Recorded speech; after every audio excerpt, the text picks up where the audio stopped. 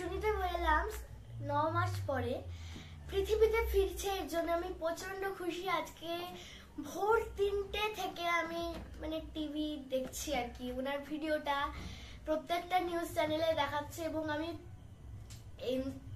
প্রচন্ড এক্সাইটমেন্টের মধ্যে ছিলাম এবং টেনশনের মধ্যেও ছিলাম। আর যখন ফিরলো পৃথিবীতে তখন মানে টেনশনটা একটুখানি কমলো। আমি ওনার উদ্দেশ্যে এই গানটি গাইছি। ও মা